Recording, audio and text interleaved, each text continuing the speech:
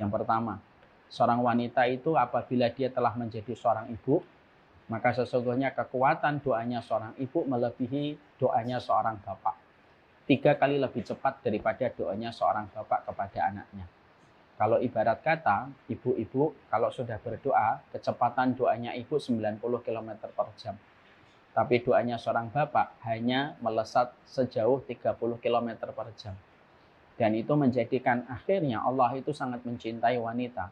Makanya dijadikan setiap rasa yang dia dapatkan, setiap keperihan yang dia peroleh, setiap risiko nyawa ketika dia melahirkan, itu tidak ada yang berlalu di sisi Allah, kecuali Allah kumpulkan. Dan Allah jadikan akumulasi yang luar biasa untuk menjadikan seorang wanita, kalau dia sudah menjadi seorang ibu, 3 kali lebih cepat doanya melesat dibandingkan doanya seorang bapak kepada seorang anak.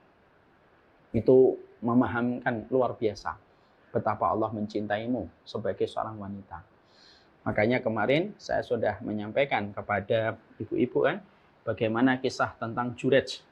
Bagaimana Jurej ketika sedang sholat dipanggil oleh ibunya, ketika ibunya memanggil, ya Jurej. Maka pada saat itu Jurej dalam kondisi sholat dan sempat beliau kebingungan. Apakah saya memenuhi panggilan ibu ataukah saya membatalkan sholat? Apakah saya membatalkan sholat, memenuhi panggilan ibu ataukah saya meneruskan sholat? Ternyata Jurej itu meneruskan sholatnya.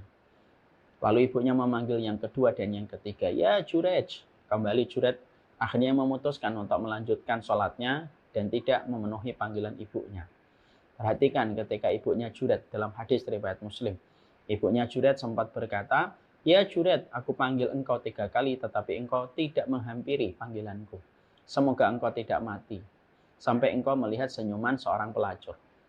Dan ternyata, kemarin saya sampaikan, ternyata betul-betul doanya ibunya Jurej dikabulkan oleh Allah. Jurej itu akhirnya melihat senyuman seorang pelacur, ya, yang tidak perlu saya ceritakan kembali, di mana itu membuktikan kepada kita bahwasanya doanya seorang ibu, walaupun dalam kondisi setengah bersandar, setengah berkelakar, itu pun dikabulkan oleh Allah. Terlebih lagi ketika mereka betul-betul khusyuk dan betul-betul bersungguh-sungguh di dalam doa. Tidak ada yang mampu menghalangi doa yang melesat ke langit ketika itu datang dari lisan seorang wanita ketika mendoakan putra-putrinya. Perhatikan, ini merupakan hal pertama yang Allah berikan kepada seorang wanita. Ketika seorang wanita dimuliakan oleh Allah, dijadikan doanya.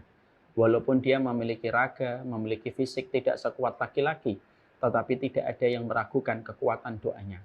Doanya melesat sebagaimana anak panah yang begitu kuat menembus banyak sekali target.